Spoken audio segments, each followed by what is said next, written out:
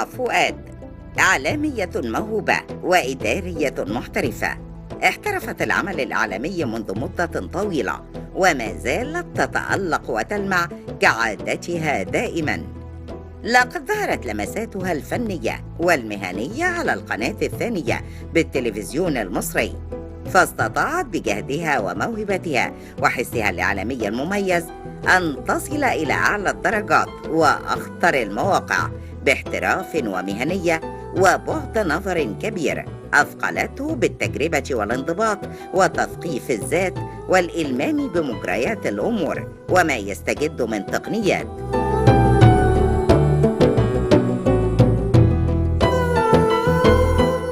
إنها الإعلامية الكبيرة فاطمة فؤاد، صاحبة الطلة الإعلامية المريحة والابتسامة الرقيقة، والتي اعتادها الجمهور على مدى فترة كبيرة حلت فيها ضيفة كريمة مرحبا بها في كل بيت مصري وعربي. تخرجت فاطمة فؤاد في كلية الإعلام جامعة القاهرة قسم الإذاعة والتلفزيون.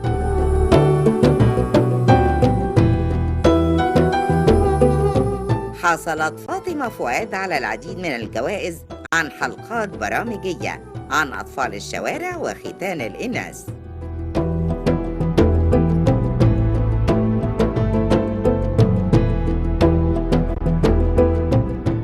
أنشأت قناة وزارة الصحة وتولت العديد من المناصب القيادية، ومنها رئيس قناة الإسكندرية ورئيس القناة الثانية بالتلفزيون المصري ونائب رئيس التلفزيون. والآن هي عضو مجلس إدارة مدينة الإنتاج الإعلامي ونائب رئيس اللجنة العليا للدراما بمدينة الإنتاج الإعلامي. كرمت فاطمة فؤاد بمنصب سفيرة للنوايا الحسنة لخدمة المجتمع، كما حصلت على درجة الدكتوراه الفخرية من جامعة ميريلاند الأمريكية هذا العام.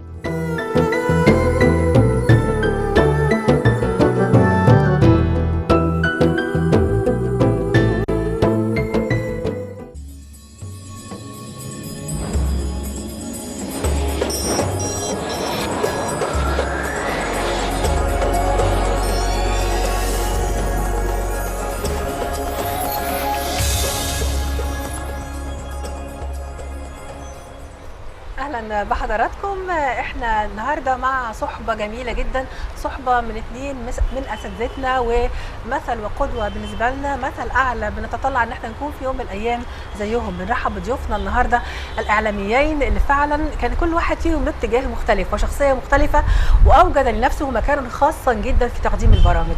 برحب بالاعلاميه القديره الاستاذه فاطمه فؤاد، اهلا بحضرتك معانا يا فندم. اهلا بيكي، وبطلتك الخاصه جدا واسلوبك الراقي في الحوار وثقافتك المعهوده واهتمامك بكل التفاصيل. الله يخليك، ميرسي. انا عايزه اشكركم على الفيديو اللي عملتوه، الحقيقه جميل جدا. بشكر اللي هم عملوه يعني في القناه الثانيه وكده. شكرا لحضرتك، وده اقل واجب. واكيد هيكون معانا طبعا تقرير يعني الاعلامي القدير دكتور ابراهيم الكرداني، صاحب الابتسامه اللي ربنا سبحانه وتعالى منحها له منحة ربانية تنم عن التواضع وعن الإنسانية في التعامل في كل يعني برامجه وفي علاقاته مع الناس.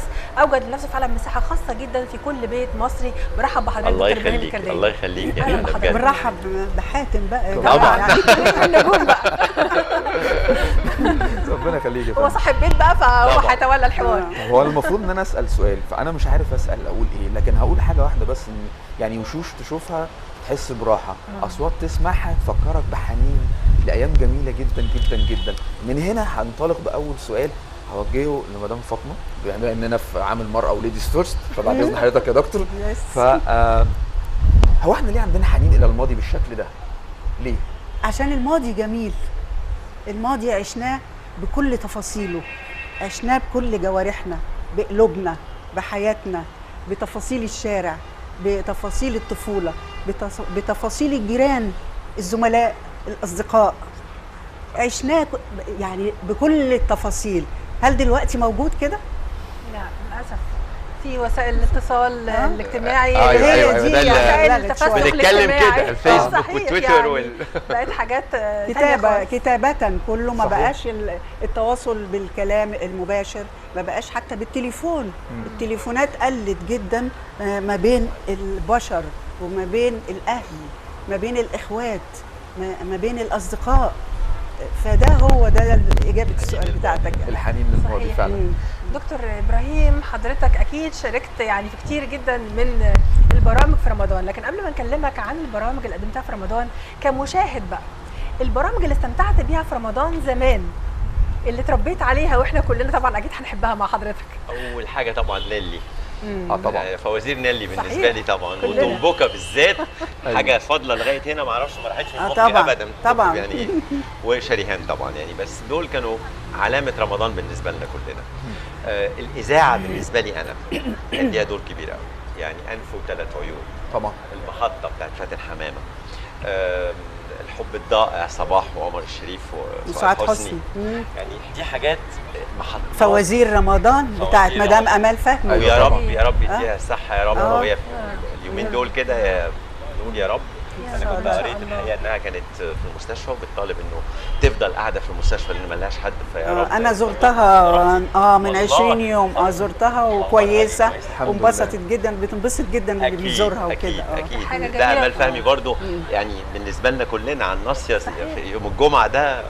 ده الوفاء حاجة بقى بتاع معاك. الجيل بتاع حضراتكم، قد ايه الوفاء اللي كمان للاساتذه، كل واحد في حضراتكم له استاذ هو وافي أكيد. ليه وتعلم منه. أكيد. كلنا طبعا كنا بنتابع يعني مسلسلات الشرق الاوسط دي طبعاً. قبل الفطار يا أيوة حاج. طبعا طبعا وساعة الفطار كمان لما بيقول الله اكبر والشيخ محمد رفعت صوته صحيح. كان بيبقى طبعاً. جميل حاجة ساعة الفطار. والمسلسلات والمسلسل. الكوميدي بتاعت فؤاد فؤاد المهندس المهندس. وشويكار طبعاً. كانت بعد الفطار مباشره، الراجل. كانت حاجه جميله جدا في الاذاعه طبعاً المصريه. طبعا، وبين اغاني معينه طبعا. الراجل ده هيجنني للصبوح طبعاً. لازم، وبتعلمك تاكل ازاي وتسيبه والرجيم تعمله والحاجات دي كلها طبعا.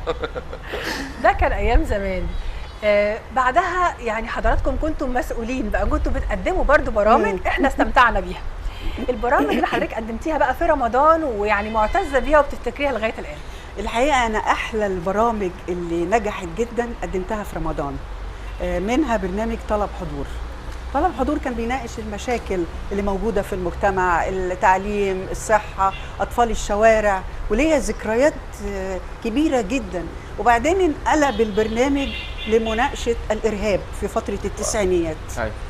من حادث حصل لضابط في الفيوم، أيوة. وبدات الحوادث تتوالى على في الموضوع ده. فطبعا انا قمت بالتغطيه، كنت انا الوحيده اللي بقوم بتغطيه هذه الحلقات، وبالتالي كان البرنامج مسمع جدا في رمضان، وليا ذكريات كتيره معاه. يعني لو احكي لكم حاجه كده صغيره، كان في تسجيل عن اطفال الشوارع، فقلنا وانا في هذا المجال بوجه التحيه للاستاذ صلاح الدالي، كان معد هذا أيوة البرنامج. ده اشتغلت معاه فعلا برضه. فرحنا الحسين لانه بيبقى فيه الاطفال كتير بيشغلوهم يشحتوا يتسولوا كده. فانا نزلت من عربيه التلفزيون ورحت عديت الناحيه الثانيه، ورحت بقى للولاد بكلمهم ومعايا المايك والمدير التصوير معايا بيصور. بصيت لقيت واحده ست قاعده، انت بتعملي ايه؟ قامت تقول لي انت بتعملي ايه؟ انت بتسجلي على ايه؟ انت مش عارفه ايه. لقيتها بتجري ورايا، وانا بقى كنت لابسه كعب مش عارفه تيجي. لا ده انا نطه واحده كنت معديه الناحيه الثانيه ورحت راكبه، والسواق بقى عم شعبان الله يمسيه بالخير راح طاير بيا وساب الدنيا كلها ومشي بيا. الست بتجري ورايا، بيجروا ورايا بعصايه عايزين يضربوني عشان ازاي راح اسجل واعمل الحاجات دي. ده بيكشف حاجات، كان بيكشف طبعا قضايا انهم هم المسؤولين عن انهم بيوزعوا الاولاد دول، يعني بقت مهنه بالنسبه لهم. لا الواحد بيقابل حاجات كتير جدا، مواقف يعني جميله، واحنا انا عايز اطلع الكواليس دي. خلينا نروح لدكتور ابراهيم. دكتور ابراهيم، احنا يعني كنا وما زلنا بنستمتع بالاكسنت وتعلمنا الانجليش والاكسنت في الانجليش من حضرتك، وكنا قد ايه بنستمتع، وخصوصا برضو يعني استفدنا كتير. علم طلاب مصر كلهم، ده كان كله. بيدرسوه في البرامج التعليميه طبعا كمان. طبعا. الحمد لله رب انا عايز اعرف التجربه دي، يعني حضرتك يعني دكتور يعني ايه علاقه الدكتور طبيب يعني الطبيب البشري بالاعلام؟ بتحب حاجه بتفضل معاك طول عمرك. والدي كان جراح هو كمان، كان لازم طبعا انت عارف الولد يطلع زي ابوه يعني، أكيد. فمشيت في المهنه عشانه، لكن هو كان عارف انا بحب الفن قد ايه وبحبه. فقال لي اعمل اللي انت عايزه، فعملت فرقه مسرحيه وكنا بنخرج وبنمثل. تينيسي ويليامز ده يعني كل مسرحياته عملتها من اولها لاخرها. فهو كان بيقول لك خلي ده هوايه والطب يبقى حياتك. في الخليط ده لغايه ما خدت الدكتوراه، وبعدين الاعلام كل الجو. طبعا. اسمحوا لنا قبل ما نعرف اكتر عن مشوار حضرتك، معانا تقرير بيوضح برضو بعض المحطات المهمه في مشوار دكتور ابراهيم الكرداني. هنشوف مع بعض التقرير ونرجع نكمل حديثنا مع ضيوفنا.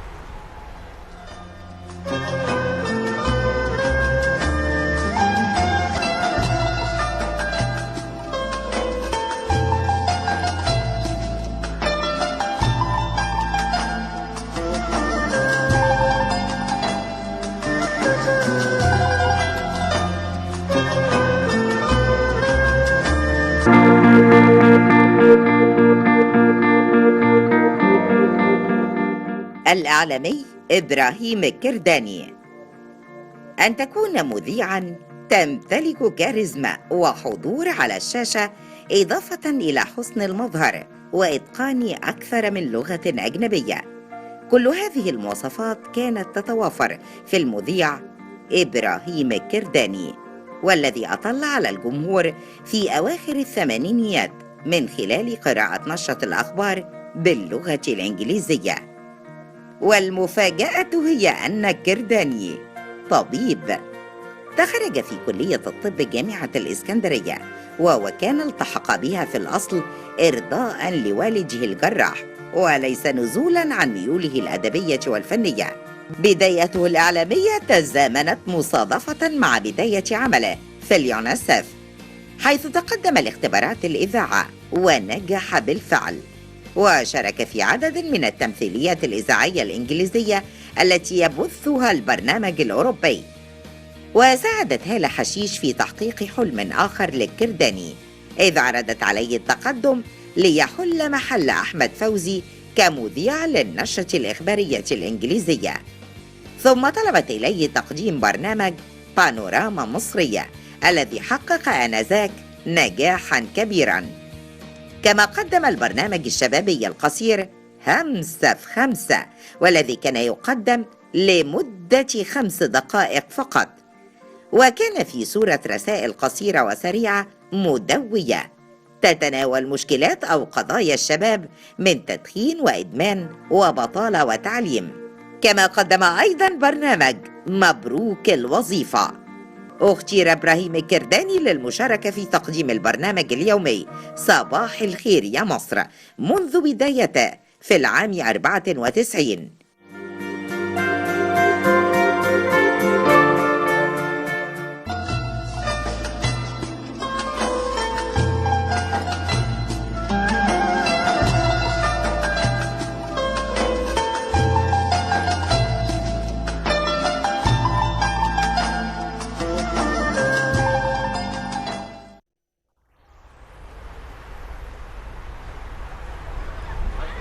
الحقيقه زي ما شفنا يعني النجوميه هي البساطه، وقد ايه الطريقه في التعامل مع الجمهور والاسئله والحضور في حتى في نشره الاخبار. يعني دكتور ابراهيم يعني احنا اتعلمنا حاجات كتير قوي من حضرتك وعجبني جدا. في لبنان امبارح وانا ببتسم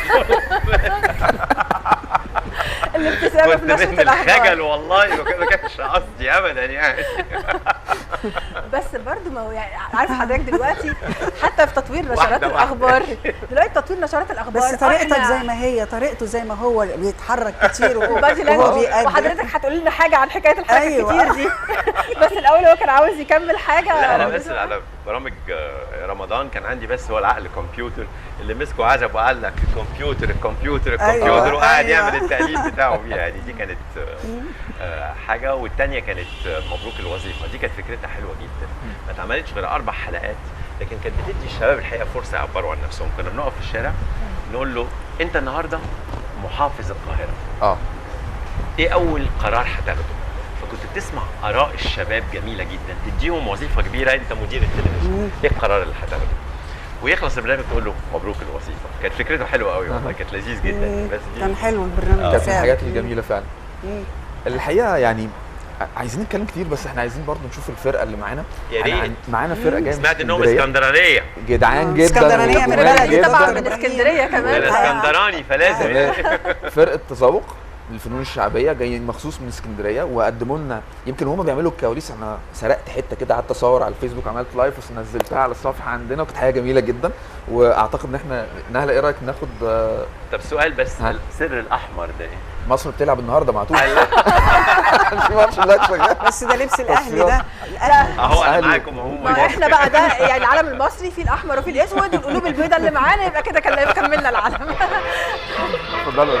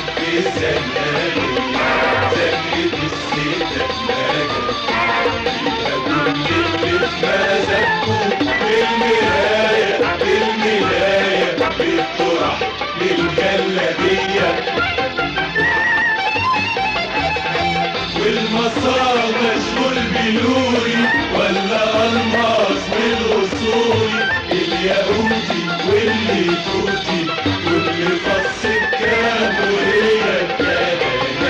اسكندرية مشيكم في الزناقية، زنقة الستة تراجل فيها كل اللي بمزاجكم. بالمراية بالمراية بالطرح للجلابية، والمسار مشغول بلوري ولا الماس بالوصولي، الياقوتي واللي توتي كل فص بكام وهي بكام. اسكندرية مشيكم في الزناقية، زنقة الستة تراجل فيها كل اللي بمزاجكم. بالمراية بالمراية للطرح للجلابية، يا بنات اسكندرية مشيكم في الزناقية، زنقة الستة تراجل فيها كل اللي بمزاجكم. بالمراية بالمراية للطرح للجلابية، بتقول الشباب عملها بترفع نسمة جمالها، بالمحسة والملزة تبقى تحفة المية مية. اسكندرية مشيكم في الزناقية، زنقة الستة تراجل فيها كل اللي بمزاجكم. بالمراية بالمراية بالطرح للجلابية، يا بنات اسكندرية مشيكم في الزناقية، زنقة الستة تراجل فيها كل اللي بمزاجكم. بالمراية بالمراية بالطرح للجلابية، بتقول الشباب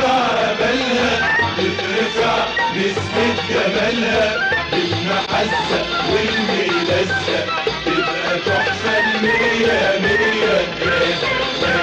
اسكندرية مشيكم في سلامة زمرة الستات مجد فيها كل اللي في مزاجكم والنهاية للنهاية بالطرح للجلابية يا بنات. اسكندرية مشيكم في سلامة زمرة الستات مجد فيها كل اللي في مزاجكم بالنهاية بالنهاية بالطرح للجلابية. والمثل قال أي بوصة بالسواق تبقى عروسة واللياقة والعياقة طبع مخلوق في الصبية يا بنات. اسكندرية مشيكم في سنة زمرة الستات مجد فيها كل اللي في مزاجكم بالنهاية بالنهاية بالطرح للجلابية.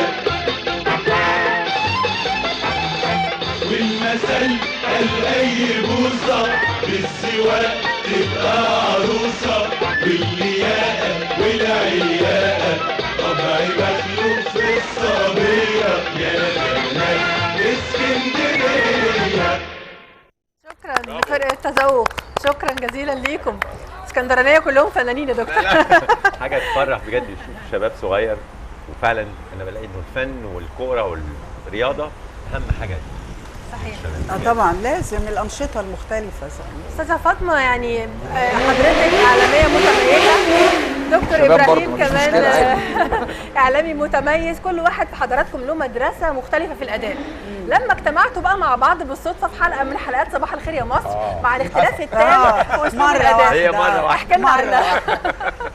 الحقيقه انا اتفاجئت بطريقه ابراهيم، لانه لقيته متحرك كتير. يعني فجاه لقيته هنا عندي كده هو بيعمل كده ومره كده ومره كده.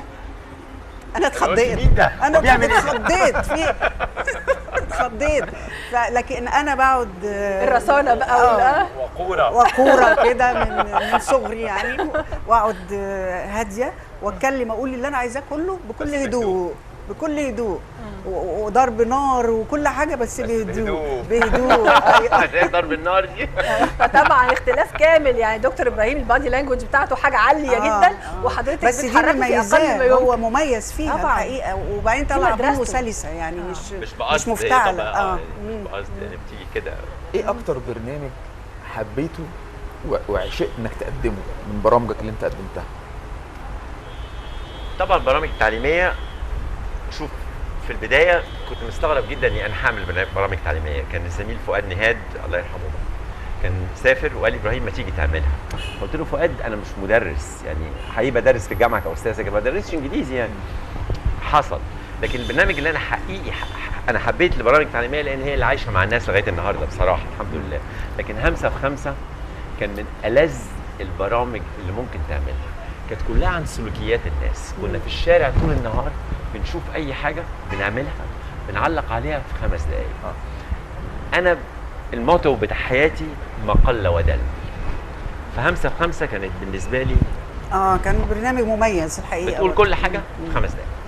يعني برضو يعني حضراتكم انتم الاثنين اهتميتوا بقضايا المجتمع، بس كل واحد بشكل وبفورمه مختلفه.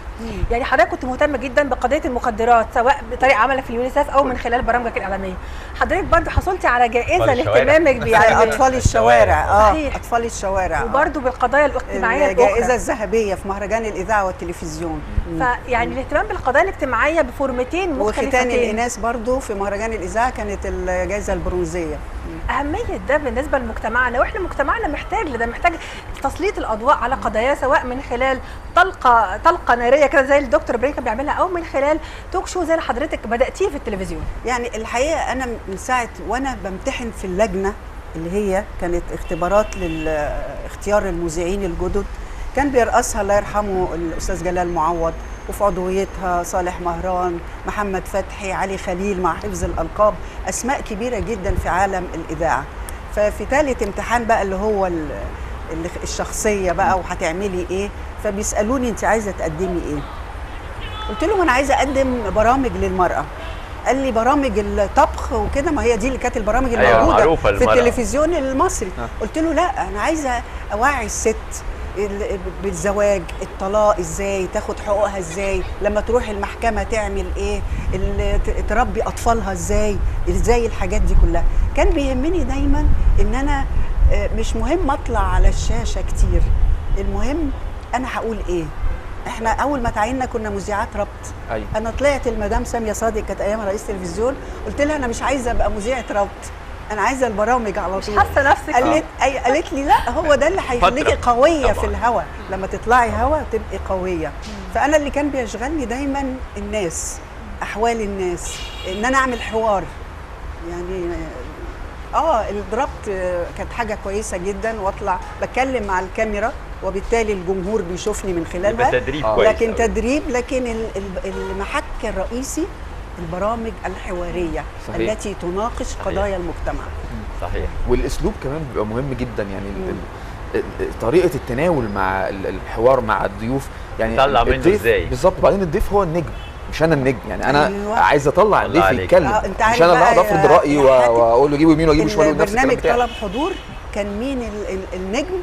الموضوع مش المذيعه. صحيح. انا كنت شايله نفسي من الشاشه، لان الموضوع هو اللي كان البطل بتاع الحلقات. عشان كده كان البرنامج ناجح. عشان كده كان ناجح.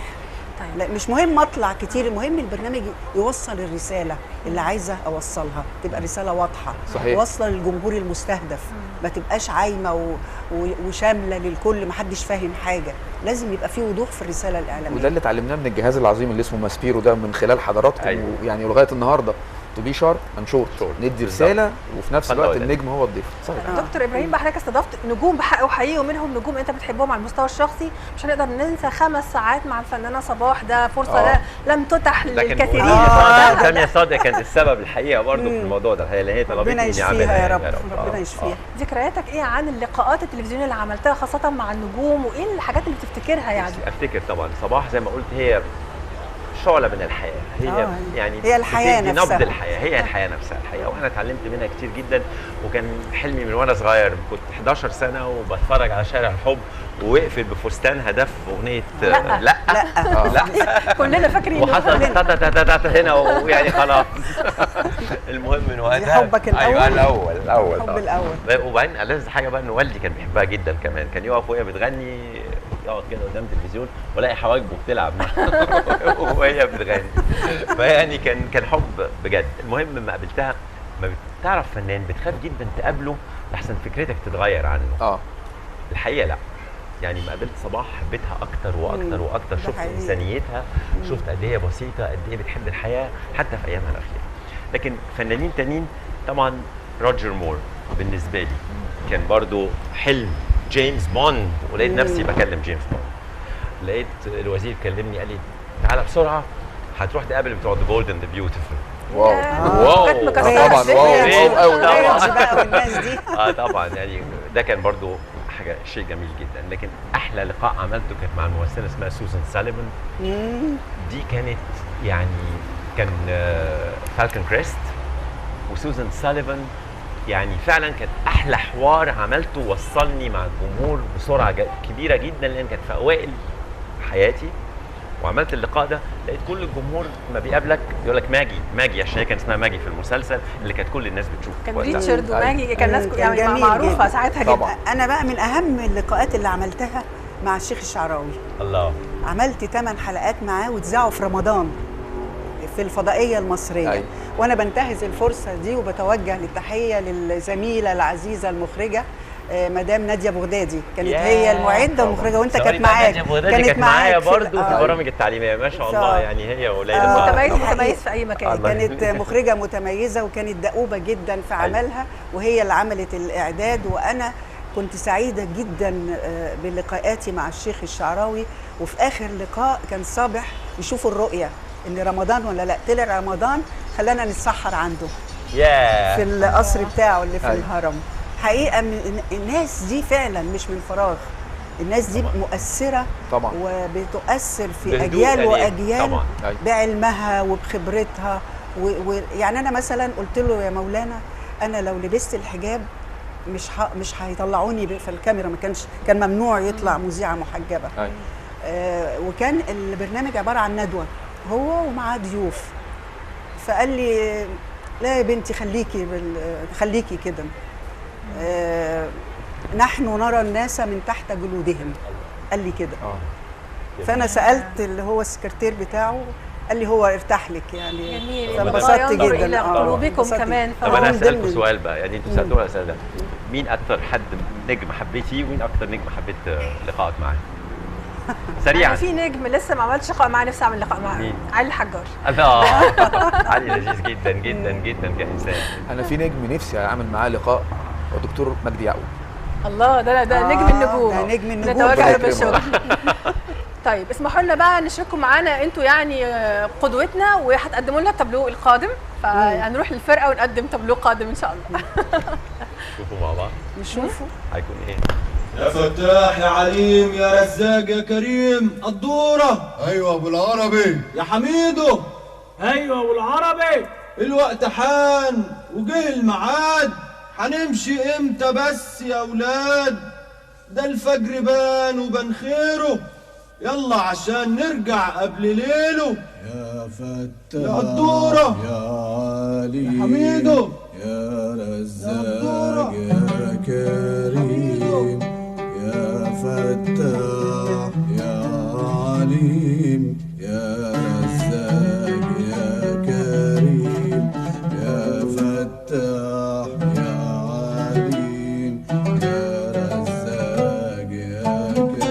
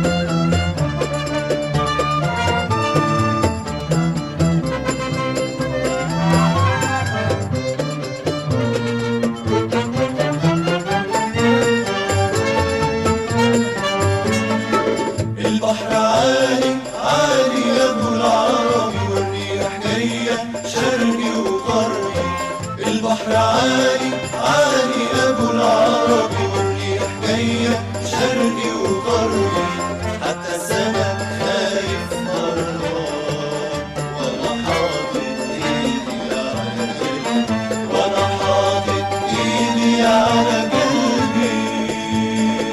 البحر عالي عالي ابو العربي، والريح جايه شرقي وغربي، البحر عالي عالي ابو العربي، والريح جايه شرقي وغربي، حتى السمك خايف مرات، وانا حاطط ايدي على قلبي، وانا حاطط ايدي على قلبي.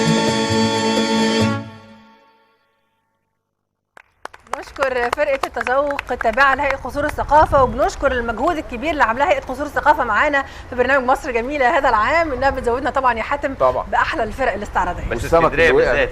اسكندرية أجدع ناس.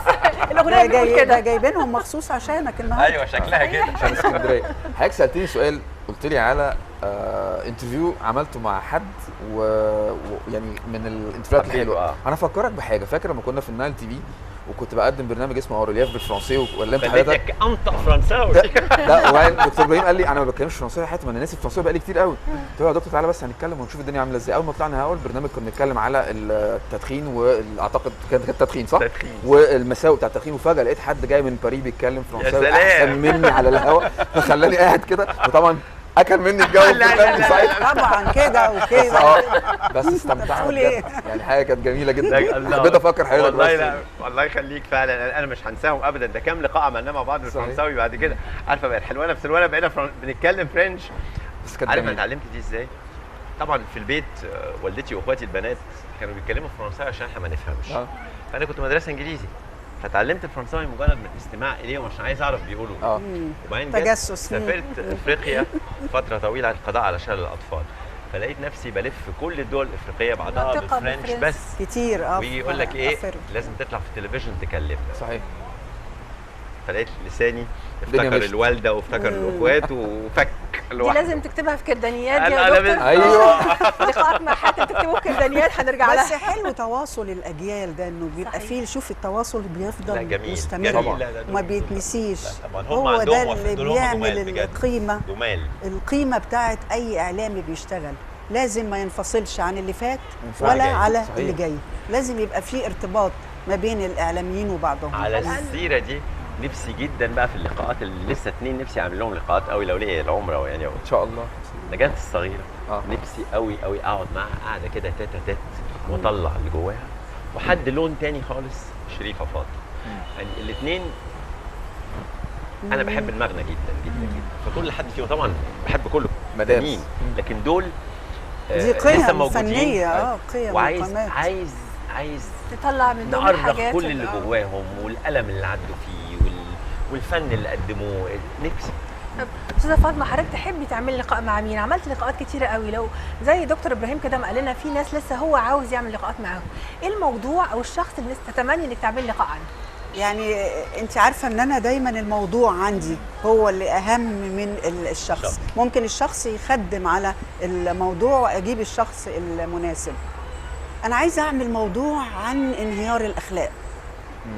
نفسي احط ايدي واعمل كده، ارجع الاخلاق تاني. ما اعرفش ازاي، ما انا مش عارفه ازاي. نفسي نفكر كلنا، يبقى حوار مجتمعي، كلنا نفكر ازاي عشان بلدنا دي. الشارع يا جماعه بقى مرتع لكل حاجه غلط بتتعمل. مش ممكن ان احنا المصريين اصل الحضاره واصل المدنيه وكل حاجه جميله، ليه يعني انحدرنا بالشكل ده؟ عارف حضرتك امتى؟ لما الميم تكسب النون، لما الاعلام يكسب الاعلان. ايوه ده اللي اتعلمناه من حضراتكم. الله وده صعب قوي قوي دلوقتي. يعني احنا شغلنا كله نتفرج على التلفزيون كان بالميم. شغلنا كله كان ميم. مظبوط. والاعلان دي ما كانتش يعني دلوقتي بنتفرج على مسلسلات 4-5 دقايق وبعدين تلت ساعه اعلانات.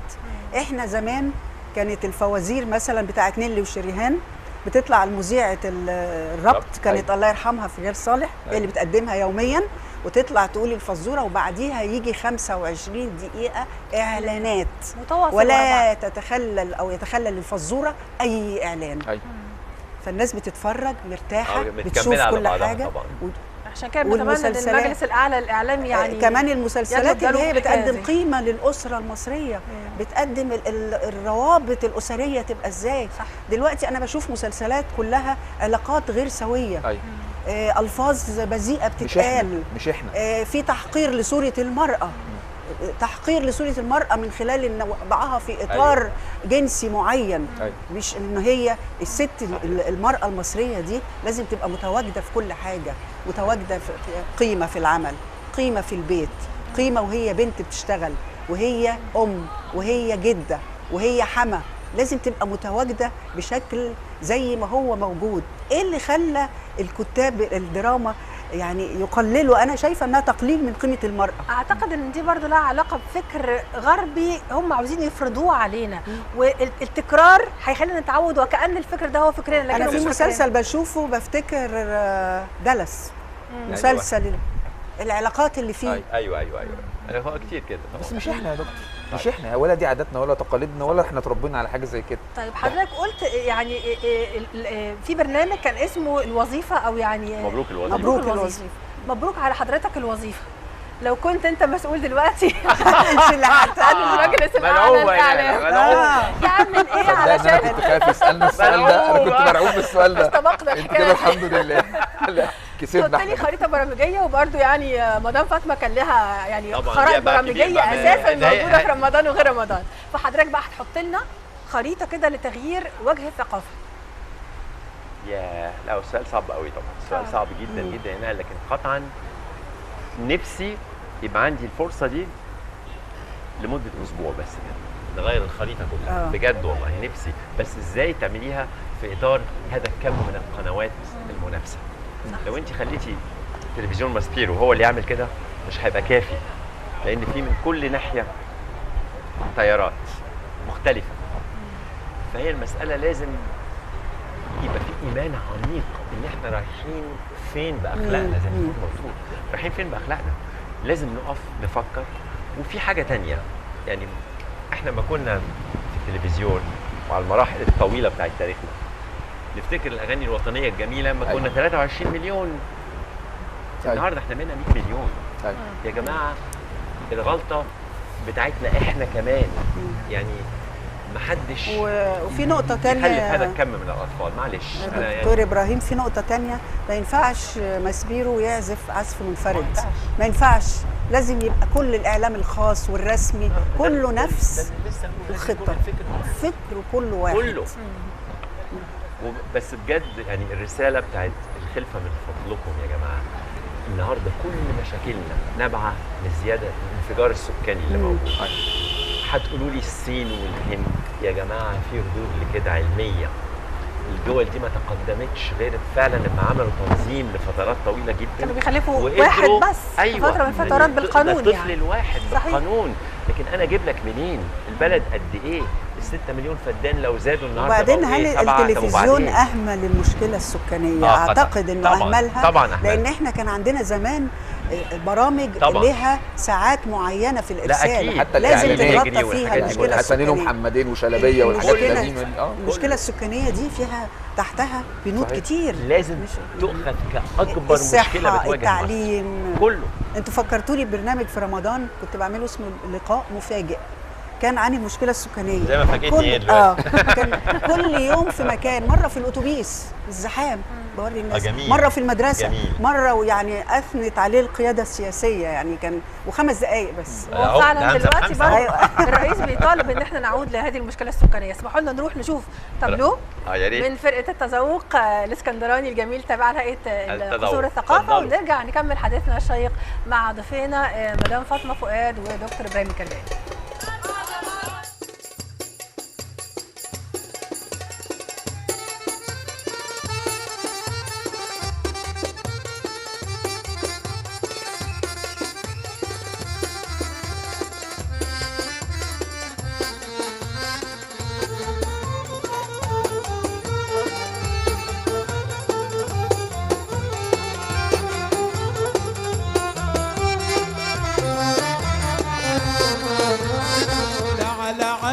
عندي يا مشتري، شوف القاروص والجمبري. تعالى عندي يا مشتري، شوف القاروص والجمبري. وادي الكحلة فعني كحلة، وادي الكحلة فعني كحلة، وادي الكحلة فعني كحلة، وادي الكحلة فعني كحلة. تعالى عندي يا مشتري، تعالى تعالى عندي يا مشتري تعالى. محلاك بالدق وشاوي العالي سمك بوري، وبكامل وقف نص ريال يا سمك بوري. محلاك بالدق وشاوي العالي سمك بوري، وبكامل وقف نص ريال يا سمك بوري. لا ب8 ما يخلصش، خليها 9 ما يربحش، ده احنا زباين. قولك يمشي. محلاك بدق وشوي العالي سمك بوري، وبكامل وقف نص ريال يا سمك بوري. محلاك بدق وشوي العالي سمك بوري، وبكامل وقف نص ريال يا سمك بوري.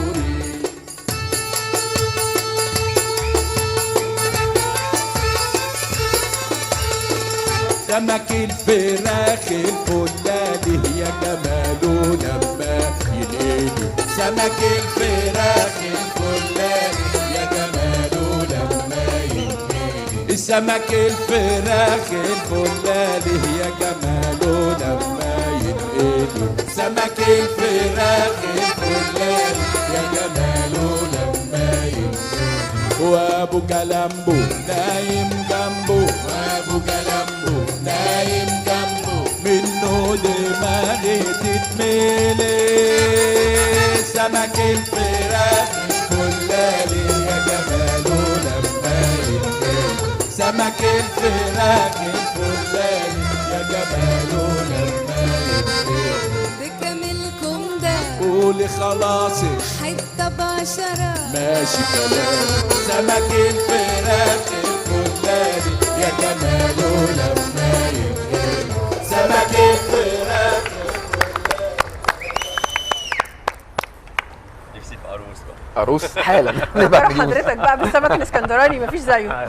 صراحه هو اللي كان يجيبه معاه وهو جاي. بربون والقاروص الحاجات اللي كان الحلوه يجيبه. كان المفروض يجيبوا أنواع الناس على والسول. هو مش جاي من اسكندريه يا مدام فاطمه. لا انا جاي. لا هو من هنا قاعد هنا.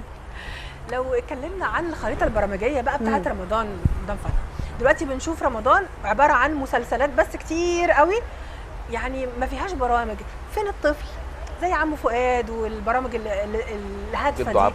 فين جدو عبده؟ حاجات كده كانت يعني هادفه وبتخاطب الناس. كان في برضو برامج مسائيه حلوه وفيها يعني منوعات وكل حاجه والناس بتتابعها جنب الدراما. دلوقتي اختفت تقريبا. شوفي الاصل في التلفزيون برامج، الاصل والنشرات هو اعلام وترفيه. الترفيه بقى الماتشات الكوره، الدراما، الافلام، الحاجات اللي هي بتبقى الناس تحب تتفرج عليها. لكن حكايه المسلسلات دي بدات اعتقد من 10-12 سنه ان يبقى في، يعني احنا زمان كان يبقى مسلسل على الاولى ومسلسل على الثانيه. كل مصر قاعده اعظم في البيت. المسلسلات اتعملت كانت ايام مثلا الشهد والدموع، رأفت الهجان، ليالي الحلميه، نصف ربيع الاخر. انا بمشي بقى بالترتيب. مسلسلات كتيره جدا وكانت ناجحه جدا، وكانت في البلاد العربيه بتذيع المسلسلات المصري، وكانت وقت اذاعتها في تلفزيوناتهم الشوارع هناك بتبقى خاليه من صحيح. المره صحيح. ومن الناس اللي هم ماشيين. دلوقتي أنا سمعت من كام سنة إنه بعض الدول العربية رفضت بعض المسلسلات المصرية لأنها فيها خروج عن الإطار الأخلاقي والأسري اللي يجب إنها تكون عليه. المشكلة دي بدأت من إمتى؟ لما بدأ القطاع الخاص يدخل في مجال الإنتاج. إحنا كان عندنا قطاع الإنتاج، صوت القاهرة، مدينة الإنتاج الإعلامي بتنتج، وبعض المنتجين الشرفاء اللي كانوا بياخدوا الماده المقروء. فكر مظبوط يعني. فكر كان هو ماشي، البلد كلها ماشيه الفكر ده. لكن دلوقتي عشان الربح بقى دلوقتي مين اللي بينتج؟ اسماء، ما بقاش الدوله. ولازم يرجع بقى الانتاج الدوله وتلفزيون الدوله هو اللي ينتج، لانه هو ده اللي هيمسك بزمام الامور في البلد، هو اللي هيرجع القيم والعادات والتقاليد والاصول. لكن لو سيبنا نفسنا للمسلسلات الاكشن والمسلسلات اللي هي خارجه عن امور اللياقه يعني حاجات كتير. احنا عندنا امل في الهيئه ان شاء الله انها تعمل شاء حاجه الله. الفتره اللي جايه، امل كبير. رب. عايز اخد من كلام حضرتك واروح لدكتور ابراهيم. دكتور ابراهيم، هل احنا ما عندناش النموذج او القدوه اللي احنا نطلع عليه من ابطالنا مثلا في القوات المسلحه، من الشهداء اللي يعني لا اكيد في بذلوا دمهم عشان خاطر يروا رمال سيناء؟ ده لازم فعلا. ولا مصر كلها عشوائيات وعلاقات غير شرعيه وضرب والكلام اللي احنا بالبلطجه ويمشي يكحد بالشبشب؟ كم اللي نزل كمان. انا السنه دي بصراحه مش عارف اتابع ولا حاجه يعني. حتى لغايه السنه اللي فاتت كانوا بيقولوا مثلا القناه الفلانيه هتنزل كذا ودي هتنزل كذا. المره دي كده كله ساح على بعضه.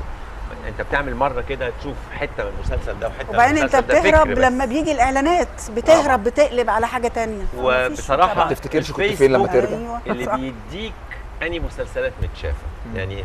انا في واحده زميلتي نزلت امبارح كده بتقول لهم ايه، كل واحد فيكم يختار 3 مسلسلات بيتابعهم.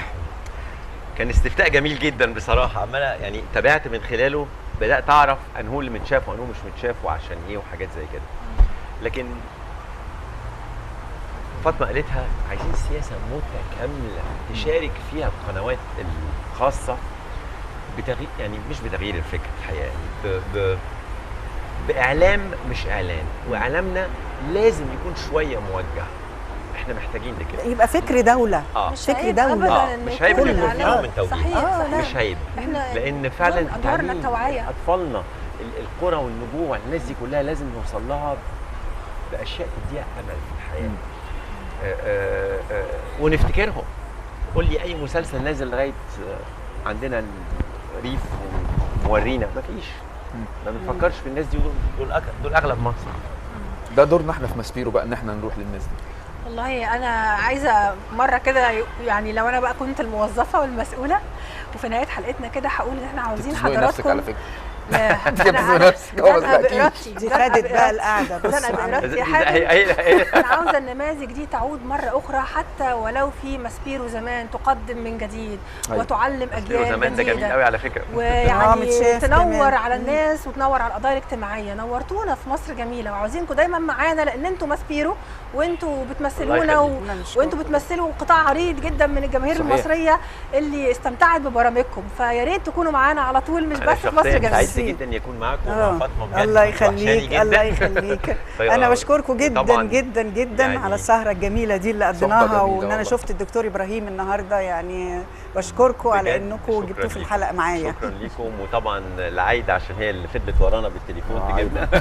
شكرا والله عايده الرباط مخرجتنا وكل الفريق ده فريق كبير جدا شغال في البرنامج. جميل. بشكركم كلكم الحقيقه. الصوت اللي جولك وليد وليد ناس كلهم. والله بشكركم جدا. بشكركم شكرا جزيلا، نورتونا. كنا يعني مستمتعين. والفرقه طبعا هتخش سنه وانتم طيبين. احنا هنختم ونسيب الفرقه بقى تقدم سنه وانتم طيبين وحضرتك طيبه ورمضان كريم، وان شاء الله نوصل لليله القدر والعيد باذن الله. دايما مع بعض ان شاء الله. شكرا لحضراتكم. اتفضل.